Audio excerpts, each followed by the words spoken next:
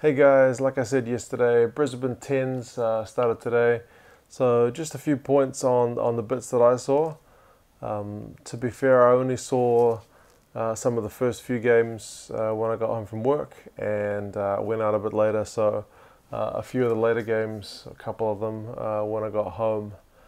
So the first thing that struck me, especially in the early afternoon, was the crowd. I think it's going to get written about again because it looked really poor. I think it started, the game's actually like about 5 o'clock New Zealand time, so it would have been around 2 in the afternoon in Brisbane, and it still looked really hot. Nobody wanting to sit in those hot seats, and again, we've got this big open space with no fans, so still not the best look, and it's going to get brought up again. Not that loud. It doesn't for a place which is supposed to have kind of a party atmosphere. There wasn't that much in terms of, or at least that we could pick up on the microphones of like crowds cheering, chanting, anything like that. It seemed pretty subdued, and all the shots of the crowd. I mean, people had cool costumes on, but yeah, it wasn't selling on me as a kind of a real vibrant atmosphere. But it is day one. Day two is supposed to be the bigger day, so maybe that'll change. And I must admit, when I came back for the night games, so after 10 New Zealand time, so 7 or 8 in Brisbane, look, the sun gone down, people out and about. So there were spatterings of the crowd, but still not huge. The weather, kind of similar point that goes with the crowd.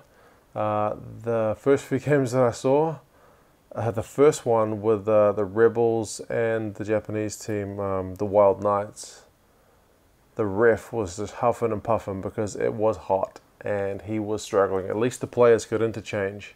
And his radio set wasn't even working, so he was having to run to the touch judge, ask him what had just happened, and run back.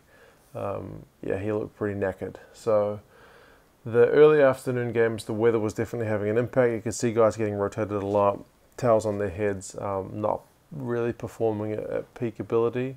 The evening games definitely seem to be like a step higher. In terms of the players, there were quite a few players that you scratch your head and like, do I know him? Have I seen him before? Like a lot of B teams out there. But on the plus side, a lot of young guns that we've kind of talked about getting, like maybe this guy's going to get some minutes or he's a prospect coming through. Yeah, that was good to see. Especially the Waratahs had some good young guys. I just watched them throw away a lead against the New Zealand team. They played the Highlanders and yeah, managed to lose that one. So yeah, Mac Mason looked good in that game. I'm excited to see if he can kind of put a thought in the coach's mind anyway that he's a possibility for the regular season. Caleb Clark looked good for the Blues when I saw him in the first game against a pretty ordinary Reds team. They looked kind of lost. And it was nice to see some of the old hands like Ben Moen and Berrick Barnes, Conrad Smith. It was nice to see these guys, but that kind of highlighted the lack of big names in the teams. Like if I'm getting excited about seeing Ben Moen, yeah, there's probably a lack of big names in the other teams. Like there was no Guinea that he was supposed to play, but no, and no Beale, who was one of the leading guys in promoting the tournament, along with Carmichael Hunt, who obviously didn't play for other reasons.